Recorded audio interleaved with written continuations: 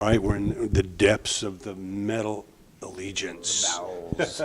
It's like we're on a ship. The bowels. Does it feel like we're sailing somewhere? It's like, Oh, well, hopefully we don't sink. it's John Bush, of course, the hometown boy, man. What part of LA. town did you grow up? Is it San Gabriel? El Sereno is officially where me and Gonzo and Phil and Joey grew up. El Sereno, which is like... And what age did you guys meet? We met, I was just telling those hour moments ago that we met when we were... I think Joey and Gonzo met when they were like 8, and I think I met them at 9. Okay. And of course, Phil and Gonzo were brothers, so they've known each other since then. They might have known each other. They know each other since, the wee years. The crib. But yeah, and even Jeff, who, I've known Jeff since Odin and Saint did shows at the Troubadour together since 1983. Yeah. So that's like 30, how many years? 90, 2000, Sure. 2000, 35 years, 36 years. So we have a lot of history. Well, It's a really cool I moved aspect here of in ArmoredSaint. '80, and what a great scene that was. I really do think that's one of the coolest aspects of ArmoredSaint. I say that a lot. Is that these are guys that have a personal investment in the songs because everybody was there for the most part, other than Dave. If Dave was alive, then we'd be 3 guitar band, and that's what we would do. But it's not like Joey Vera and 5 dudes or John Bush and 3 dudes. It's the same guys, and there's something really cool about Fingers on that. the fist. I think it's cool. Yeah, but what a great scene, man! You had all the record stores, the Tower, and the Licorice Pizzas, and all the Warehouse, and Puba's Pupas in in Pasadena was great. Moby Disc. Yes, yeah. Before you had the internet, man, you had to go and wait for the magazines to come out monthly, and We used to go to Puba's all the time and read Kerrang! Magazine. It was like, oh my God, we couldn't wait to do that. Yeah, it's like the metal library over there, man. Yeah. You could see all the European. Exactly. Magazines. Exactly. Yeah. So it was cool. I mean, I miss all that. I still go to Amoeba and buy records, and Sure. I think it's a sad Don't day. you have a but video with like what's in your bag? Did you do one of those? I never did that. Oh, you haven't done No, I that? never did that. Okay. But it would be fun It's a way to to. get free records. I would love to do that. Nobody's asked me. I'd love offer to. your services. But I think it's important. I mean, again, we're older guys and old school, but I think there's nothing like going in a record store looking for records. I don't know if that's just a sad thing If that that's ever not happening. becomes you can't even describe to somebody young what that experience was like. You can turn on the new music, discovering stuff, finding stuff you used to have and you got again, or stuff that just piqued your curiosity. Yeah, album covers. It's Yeah. I don't know. I think that's a sad circumstance that's not people aren't buying music that way. But it's a new generation of people, and they get it as long as they get it. As long as That's the they main get thing. it, then I guess it doesn't matter how they get So they it. buy the T-shirt, the magazine, the cassette, the CD, the vinyl, the DVD, whatever they do, just Get it, support. just buy it, just Do buy it. something. Buy it because if you or stream and pay for that if that's the case. And they're trying to, from what I gather, according to Brian Slagle, who I respect, he said that the streaming it might end up being more lucrative than anything. So I haven't really seen that what yet, they say. but I'm hoping. I know- or at least I know- it'll be good for my kids. I know the majors got a big chunk to put their catalogs in. I know that. I don't know how it, whittles down to the indies, but let's hope. Let's hope. I got my fingers crossed. Yeah. But I think just purchasing music is important. To me, it's puzzling when people are like, "Wow, get it for free." It's like, well, get what for free? What can you get for free? Right. What about it is Can I free? go to The like recording, the Audi artwork, the dealer? printing, Can I go to the Audi shipping? dealer and go, "Hey, I'll take that car for free"? Right. No. We get free radio and TV, but we got to watch all the ads. The Right. ads pay for it. Yeah, You I want can't go into ads in between the songs. I or can't what? go into 7-Eleven and go, that Hershey's, I'll take it. It's free. I don't know. I don't get it. So Yeah. why is it all of a sudden music is something that people think should be free? I don't. It doesn't make No, sense to it, me. it kills me with that attitude. Like, people may get unhip to like Right. support it. No. Or they don't buy records anymore. I hate that phrase. Well, if you They don't buy buy anymore. music, then you won't. Or you can't make bands. You can't form bands. They got to find a way Yeah. to What help are the you gonna bands miss out exist. If that great project never gets recorded. Right. Or, all that. But also back then, of course, the clubs. I know Perkins Palace was special. You guys being out in the I love Perkins. San Gabriel, Yeah, the Ice House. the East House, the Ice House. And Um, of course, the Starwood. I know that was early. That was before my time, Yeah. but I was actually telling some of the guys on the bus last night about the Starwood, because I saw Quiet Riot at the Starwood. I saw yesterday and today at the Starwood. I saw Motley Crue's first show at the Starwood opening for yesterday and today, which is Y&T. I missed. I'm still pissed that I missed Priest at the Starwood on the Hellbent for Leather album. Can you imagine that? I can and I don't want to because I'm really annoyed that I missed it. KK and Holford at the Yeah, Starwood. but the Starwood was amazing. I love that place. Yeah. That was, that's where we began our youth. Me and the guys in the band and a bunch of our buddies. My first apartment, not knowing LA, I moved here in '80, was right up the street from there. Yeah. And it's a fateful night. I hate to reminisce on it, but the night John Lennon was murdered, I went to the Starwood. I'm watching Monday Night Football, waiting for the show, and I didn't want to hear from Cosell, a Beatle had been murdered. It just didn't fit right. Right. But I went to a show that night, and the band got drunk and they were pissed that somebody could take a Beatle off the planet. Right. It didn't seem real, you know. I went to the Candlelight Vigil the next night out at Century City, the Twin Towers. KLOS put the word out, and there were like thousands of people with candles out there. Right. It was an interesting time, but no, that whole era, man, the early '80s, mid '80s in LA. I know Troubadour. people that weren't here reminisce. They're like, "Oh man, I can't believe you lived here during that era." Yeah, you know? it was a good time. I mean, I cherish the upbringing and Armored Saint's early years and playing all those great venues, Troubadour, Roxy, Whiskey, Gazzarri's, if you will. And, it was a rad time for music and a scene. Well, we talked about Brian Slagle there with Metal Blade. Obviously, your friend, your early supporter, even though you guys had signed to Chrysalis and all that. But what is it about Brian you think that makes him special? That he really played that role that is so needed?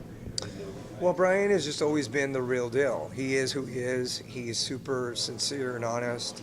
He loves metal. He, really does. He always was developing bands that he liked.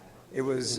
I'm sure, at times he probably could see, oh, this could be lucrative or that could, but in the end, he did it also because he was a big fan, and I think that there's nothing more honest than that. He was he just embodies sincerity. So that's the thing about Brian, and he's a no frills guy. He's a just a normal person, totally just humble and down to earth.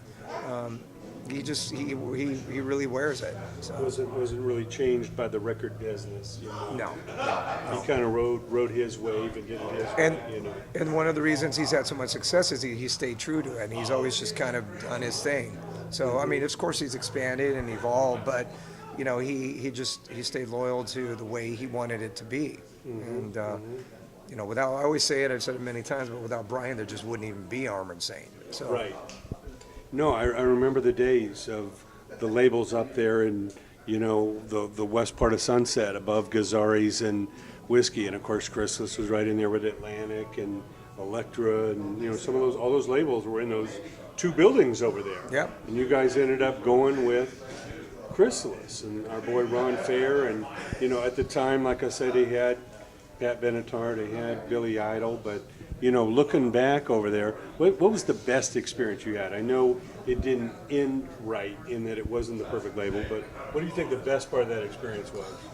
Well, getting a deal was an achievement, of course, and Ron Fair, to this day is actually a huge Armored Saint supporter. So, and he's extremely talented. He's a real nice human being. And he is a music guy. He's an incredible pianist. He really used to play March of the Saint on the piano. Go, look how this sounds. It sounds amazing. We're like, wow, that does. But he was always just in our corner. Even when the label were like, third album, I don't know about this. He got it done. And, we didn't have the success that we had hoped, of course, financially or as far as popularity goes. But at this stage of my life, it doesn't matter. I look back and I really, I feel happy that I was able to make all the records I made and tour like I did and do what I did. And being on Chrysalis was cool. UFO was one of our favorite bands. We're actually going to do some shows with UFO in October. R.I.P. Paul Raymond. I love Paul Raymond. I'm real sad about that. But we were huge fans of UFO, Robin Trower, Jethro Tull. So to be on a label that that imprint, it was cool. It was it was a great feeling. The Butterfly, man. It was awesome. Like, all those UFO records, all the Trower, Yep. I mean, Pat Benatar had huge success then. Tony Basil, Spandau Ballet, Billy Idol, Huey Lewis. I was in a Huey Lewis video. What was his partner, Tony? Chris? It was Chris Wright and Terry Ellis. Terry, that's right. Yeah. Those a T. Yeah. Yeah, no, they were, again, music guys. And they were kind of an indie label when they started, really. So I think Ian Anderson had a big part They chased that of it. MTV success, when it blew up. But Ian Anderson actually had a big hand in developing that label as well. Yeah. No, it was 10 years after and all that. It was one of the indies. Yeah, it was cool. Absolutely. Now, the jump over to Anthrax, I know those were some golden years for you. People still reminisce about those records, and I know it's a little odd that you weren't part of the big four, but I mean you made those records and had those times with the Anthrax guys. What's your best memories about them? Well, I think Joey should have been in the big four. I mean, he was part of the legendary time of Anthrax, so Joey belonged playing on those shows. I got nothing but great memories. We made some killer records.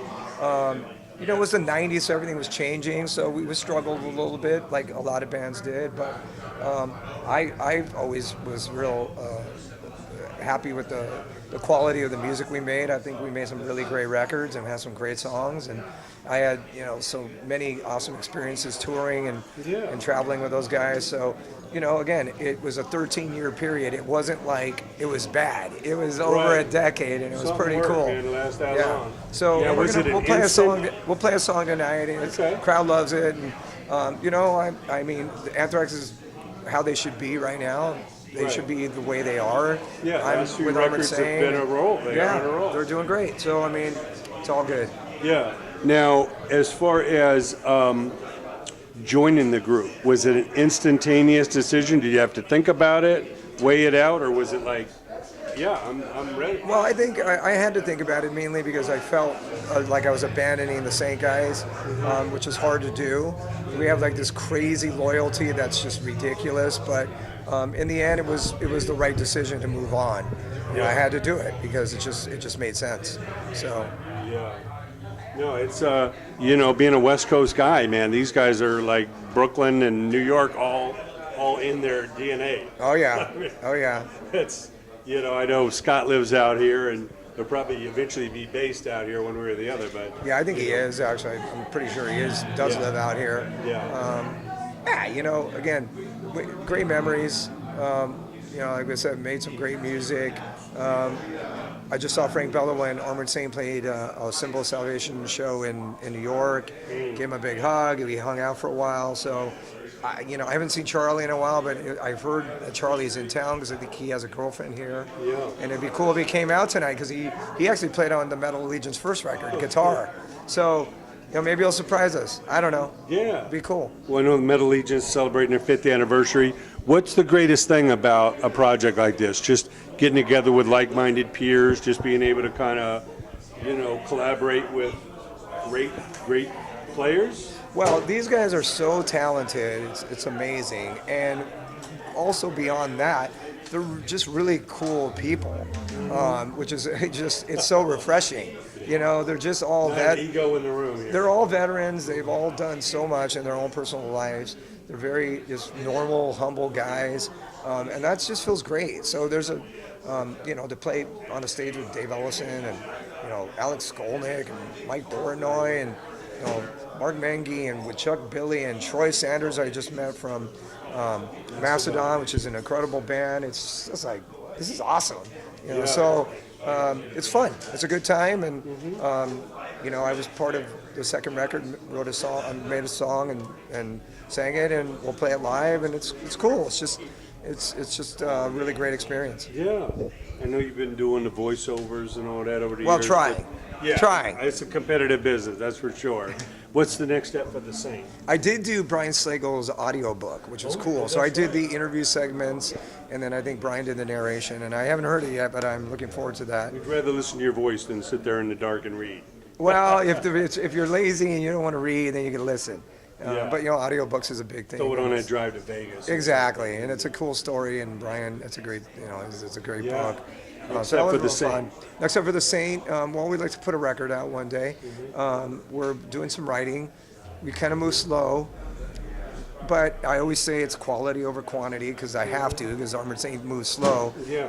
Why just throw more music out there? Well, to me, the legacy is what lives on. So, if we can say we made 8 records that were really good, better than 20 that were mediocre, Yeah. and that is what it is, because that's what we're going to do. We're not making 20 records. So I kind of look at every record as being the last, only because I kind of think it creates this urgency and makes you feel like, because you don't know. You don't it leave could be. anything. It could be the last. Yeah, So I don't leave mean... anything on the shelf. Yeah, so you just put everything you got into it, and that's kind of the philosophy I have. And our last record, Win Hands Down, we think was really special. Mm-hmm. So if we can make something as good as that, I'd be really happy. Yeah. Amazing. Well, John, thank you so And I'm much. doing Always. Armored Saint's doing the Mega Cruise, which is, the Megadeth Cruise, which a bunch of these bands will be on it. So that'll be real What are the cool. dates on that? That's in October. Okay. Yeah. And that goes to where? It's Bahamas? not That's a that West much. Coast. It's a West Coast thing. Okay. Yeah. Down to Mexico. Right. That's beautiful. It'll be fun. Yeah. Keep it on the West Coast. You got it. Go West Thanks, Coast. John. Great to see you, man. Thank you, brother. Metal Allegiance all the way. Get ready for it. Here it comes. Cool. Thanks, brother.